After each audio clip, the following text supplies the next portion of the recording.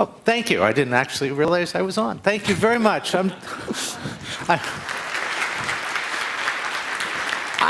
am delighted to be here. I love Sweden. I will come for anything. This is actually the third time I've been at Internet Days. I am honored to be here. I have a lot to say. They've only given me till 12:15 to finish my talk, so let's get started. I'm somebody who really believes we lost a great opportunity with television. Television, the most powerful medium ever invented, and I was always taught that what we should have done but didn't do is we should have tracked people before they had television and gone back to them year after year to see how it changed their lives. And I became convinced in the late 90s that the impact of digital, first the web and now mobile, was going to be far more powerful than television.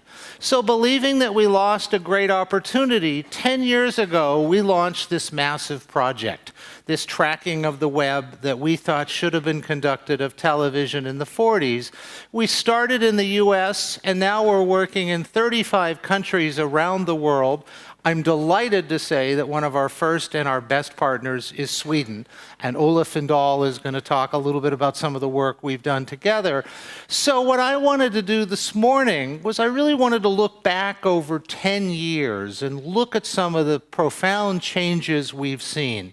And first I want to show how it looks at first glance as if everything is falling apart, disaggregating, coming into little pieces, making no sense. And then I want to show you my vision as to how it all comes together. So let's start with falling apart, with the fact that navigating through this media world used to be easy, predictable, consistent. If you worked in the television business, the newspaper business, the advertising business, and you went into any of those businesses in 1950, and you retired in 1995, you would have had a fascinating career. But those businesses were fundamentally the same in 1995 as they were in 1950. If you were in the television business over those 45 years, we added color, we added more channels with cable and satellite, but it was fundamentally the same business. In the newspaper business, we also added color, different distribution systems, but it was still the same business. If you went into any of those industries 5 years ago, you wouldn't recognize them today. Everything is changing, and at first glance, it looks like everything is falling apart. We see schedules have almost disappeared. In the newspaper business, people won't live by a newspaper schedule anymore. If you're standing on your doorstep, the moment the newspaper arrives, it's already 6 hours out of date. If you read a story and you want an update, you have to wait 24 hours. That just doesn't work for anyone anymore. In the music industry had one of the most formalized schedules of any medium. A group, an artist would get together, generally record 12 songs or about 38 to 40 minutes worth of music. If they were a progressive group, it might be 5 or 6 songs. Even when CDs came along and allowed albums to be not 40 minutes, but 72 minutes, they still recorded about 38 to 40 minutes. They would release a song, put it on the radio. Hopefully it would be successful. 6 to 8 weeks later, a second song would go onto the radio. And if it was a really good album, a third song would go on. And then 6 months into the release, the group or the artist would go on tour. And 24 months later, the whole cycle would repeat. Well, from the beginning, that didn't work for some people. Prince, the artist Prince, was constantly at war with his record label, Warner Brothers, because Prince, unlike most mortal human beings, could actually release about 12 albums a year worth of material. But his label, Warner, didn't want that. The system couldn't accommodate that. It would have flooded it. You wouldn't have been able to distinguish songs. And he was constantly fighting and eventually left his label in disgust. Today, Prince releases all of that music. And according to my friends, most of it is pretty good. And now we're waiting to see what's the new schedule for music. Will groups still put together 40 minutes worth of music and release it at once? Will they release 2 songs every few months, 1 song at a time? We're waiting to see what the new schedule will be. And television was on such a schedule that the most successful magazine in the history of publishing, TV Guide, came from simply listing what was on television. Sort of depressing if you think about it. Now, TV Guide, one of the few bad business decisions Rupert Murdoch ever made, he paid $3 billion for TV Guide in 1990 and sold it last year for less than the price of one issue on the newsstand, for less than $2, plus the assumption of debt. And the reason TV Guide doesn't work anymore? Because if you talk to a teenager about the days you used to watch television when a broadcast network told you you had to watch television, you're going to sound to them the way our great-great-grandparents would have sounded to us talking about horses and buggies. Schedules don't work. We know there's too much choice. In America, where most markets had 7 television stations in 1975, 90% of viewing was on 3 stations. 30 years later, when most markets had over 100 channels, 90% of viewing was on 6 channels. You give people infinite more choice, and we only venture out a little bit. People who run restaurants know this. They know that most of us don't want 20-page menus in restaurants. That frustrates us. We have too many choices. We always feel unsatisfied because we could have ordered something else. Restaurant owners know that most of us want 8 to 10 choices in a restaurant. Enough choices to feel that we can actually make a choice, but not enough to be overwhelmed. And on the internet, where we actually have tens of millions of choices, but let's be practical, for most of us, we have thousands of choices.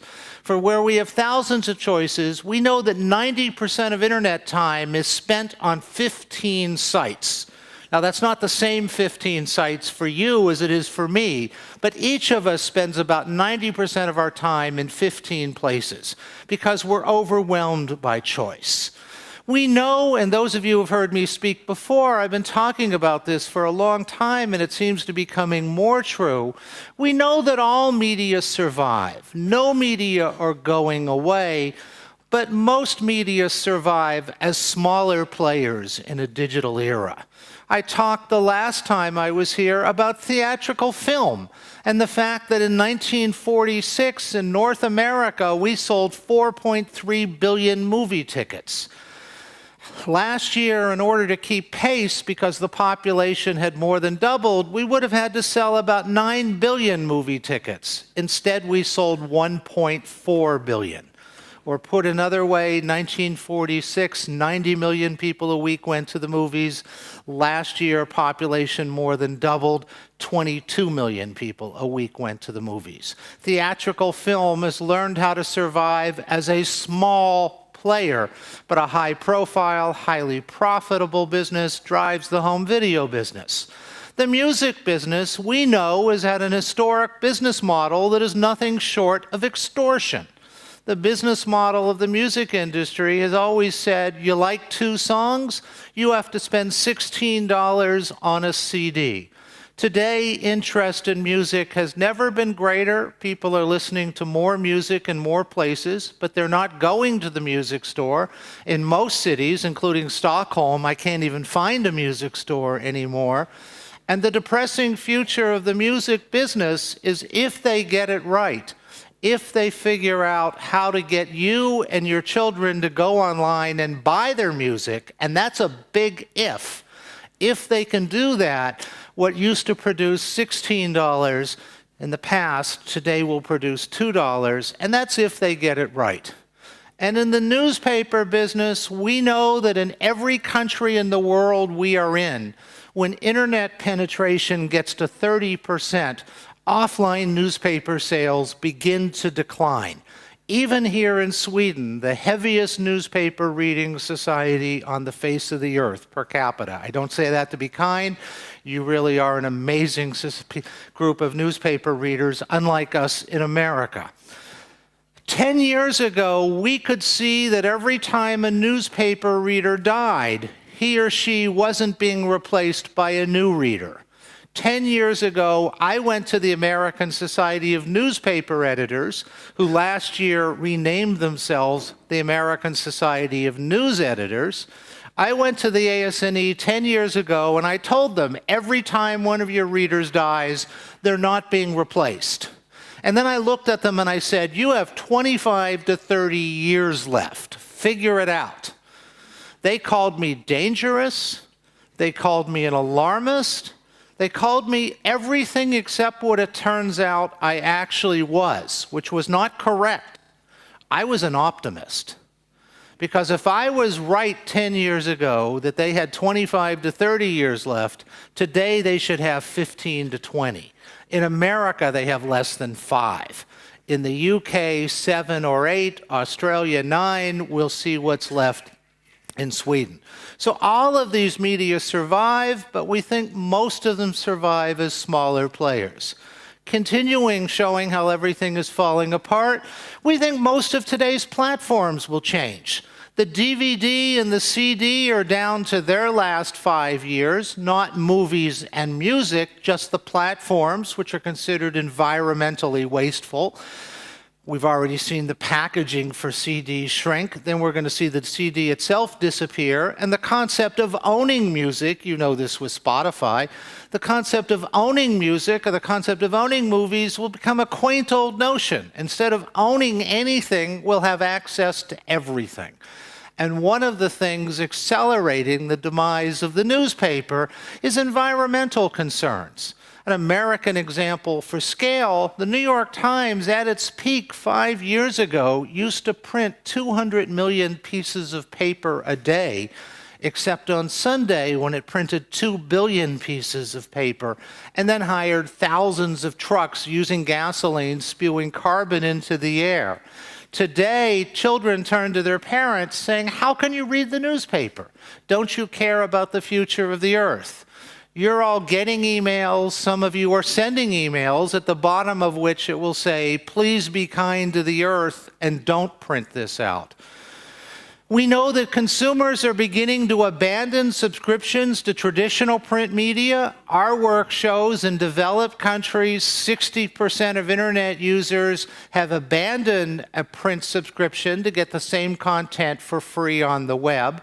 Publishers, and we'll talk about this at the very end, are now looking for ways to monetize and get people to pay. But we know there's not a tradition of paying. We know that for the first 5 years of the internet, users felt that all the content on the web should be free the way the good Lord intended it to be. And it's been very hard to come in later and to get people to pay, particularly for what they've already gotten for free, which our work shows Twitter is going to have a very difficult time if they ever try to get people to pay for the service. And it's also difficult to get people to pay for content they can get elsewhere for free. But we'll see some of the lessons there.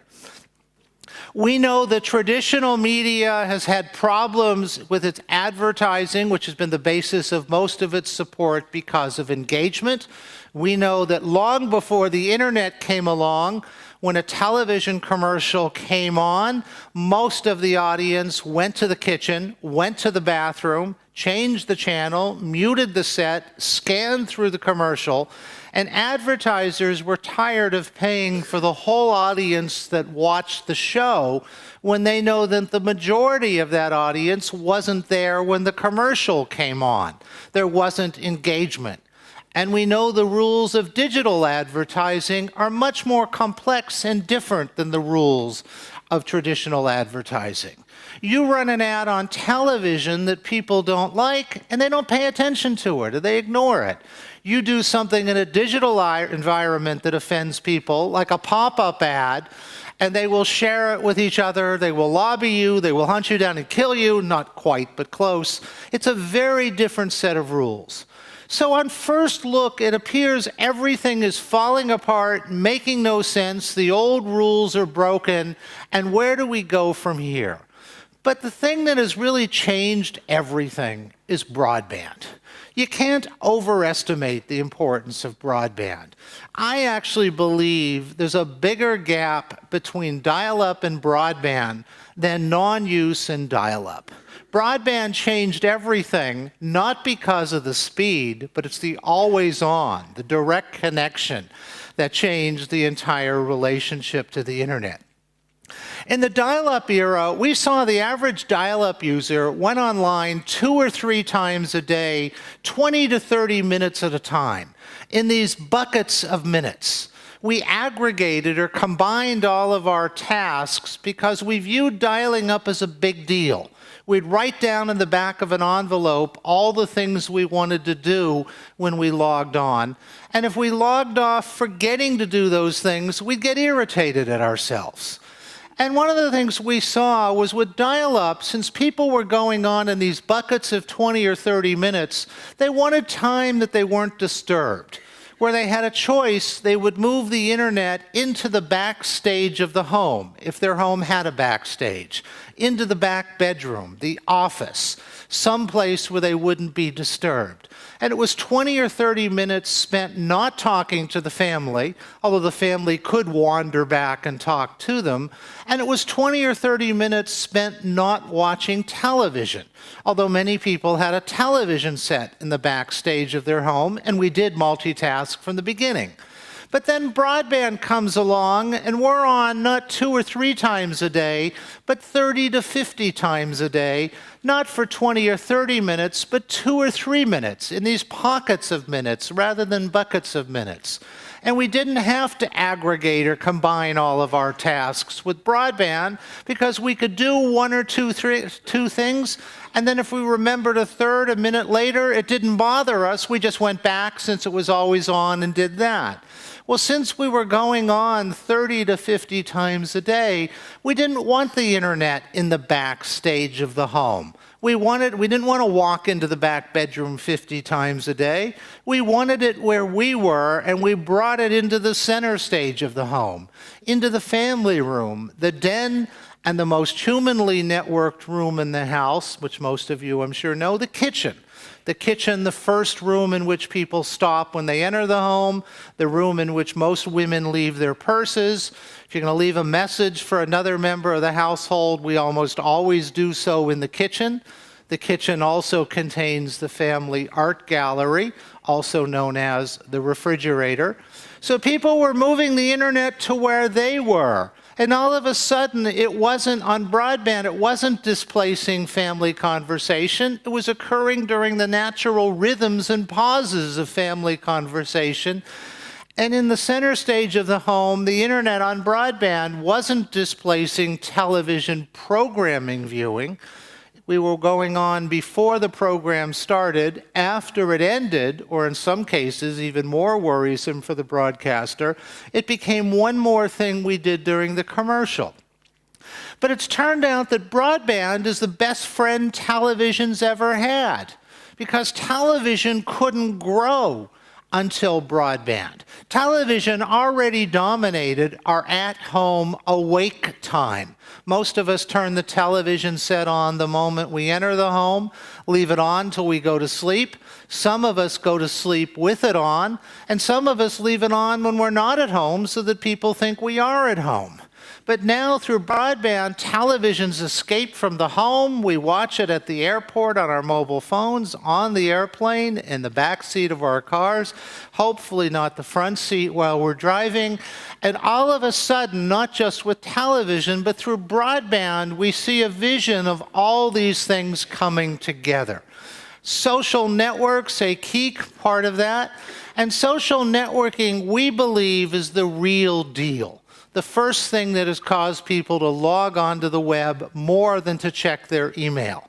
We think which social network a teenager is in is a trend or fad, but that social networking is permanent, and the heaviest users of social networks are people in their 60s and 70s, and the people who derive the most value. But we do think for a teen, a social network is a trend.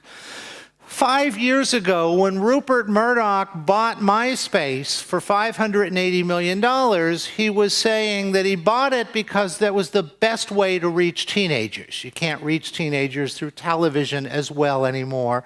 So he bought it to reach teenagers. About 2 weeks later, we released our 5th report. I was talking to reporters, and they were asking all kinds of questions about what we were finding. And then the last question was, what do you think about Murdoch buying MySpace? And I said, I think it's a great investment. That part of the quote got lost forever. But he'll never be able to hang on to the teenage users of MySpace. They got very angry about that, and they fought back, not by saying we were wrong, we will be able to hang on to them, but instead by saying, look how much money we've made. They were absolutely right. They signed a $900 million ad share deal with Google almost from the day they bought MySpace. It looks like a phenomenal deal, particularly when you consider 2 years ago, AOL spent $850 million to buy Bebo, and sold it over the summer for $5 million 2 years later. So they were right, but it turns out we were right as well. They weren't able to hang on to the teenage users of MySpace. We got a lot of attention 5 years ago when we talked about the fact that to a teenager, an online community is like a nightclub. And when the nightclub becomes too popular or the uncool kids show up, they're out of there. And as a teenager, what's the worst thing that could happen to you in a nightclub? Not literally the worst thing. That would be a gunman or a bomber coming in. But the worst thing for most teenagers in a nightclub? Running into your mother. Well, now on Facebook, your mother wants to friend you. How long are you going to stay in a place where your mother's hanging around? So we've watched GeoCities morph into Friendster into MySpace, MySpace into Facebook. I was in Brazil last week where Orchid has been a way of life. That's now morphing into Facebook, and we think Facebook will morph as well. Although we've never seen anything get to 500 million people, we think it'll take longer, and we don't think Facebook will be replaced by one big community, but by smaller communities. And of course, many people still have their MySpace membership, they just don't use it. We don't think people will literally leave Facebook, it will just recede. But social networking, we think, brings everything together. We think in a broadband world, newspapers can compete in a way they never could before. My favorite cartoon from the 90s showed a dog sitting in front of a computer with the caption, "On the internet, no one knows you're a dog." Well, today, on the internet, no one knows you're a newspaper.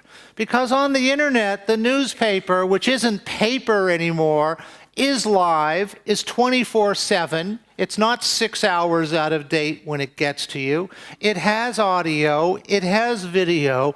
On the internet, there's no difference between a newspaper and television.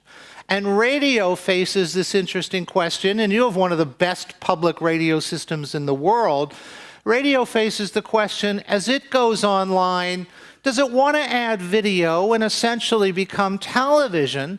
Or does it consider the lack of video, audio only, to be part of its unique DNA? Is the lack of video a liability they'll correct as soon as they can? Or is radio only audio? And I think in Sweden, radio will stay only audio, but we will see. We expect to see consolidation, unlike any consolidation we've ever seen before. In 1900 in America, we had 600 communities that had 2 or more newspapers. Today we have 4. Instead of counting down the 2 newspaper towns, we're now counting up the no newspaper towns.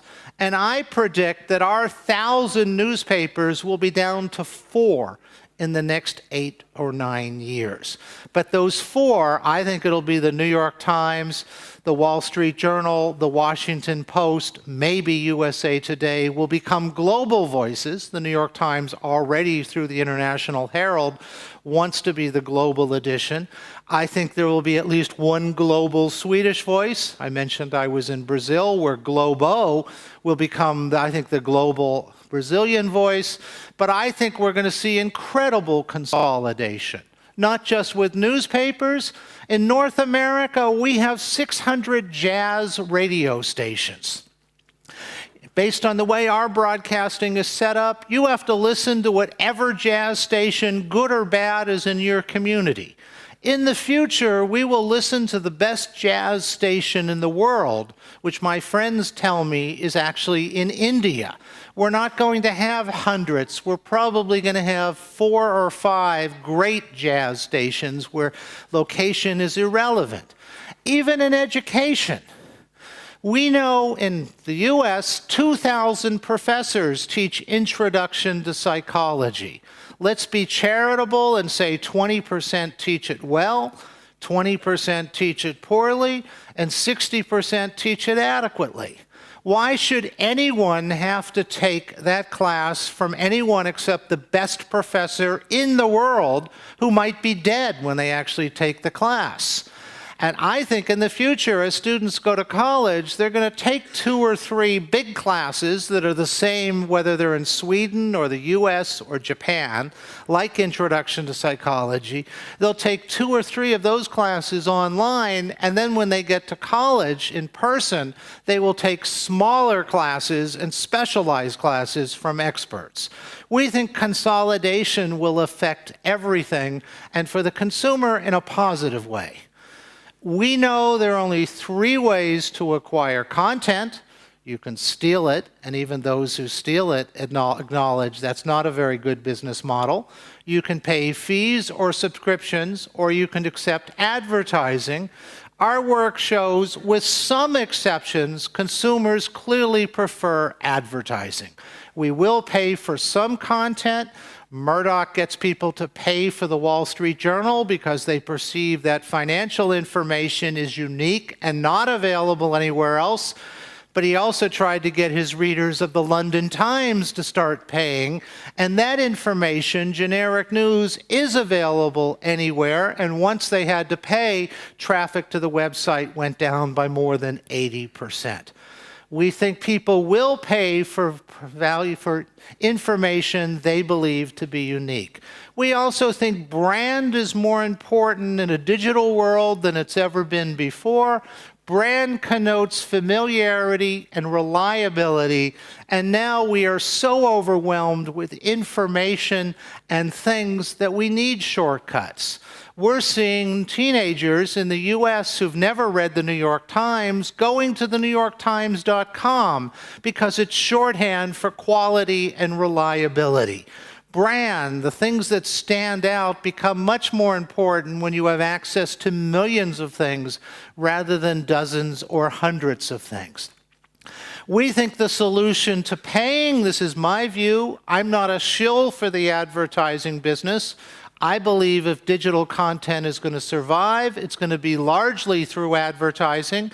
I want to see digital content survive, so I want to see advertising survive. I think it comes through addressability, the ability of advertisers to know who they're advertising to.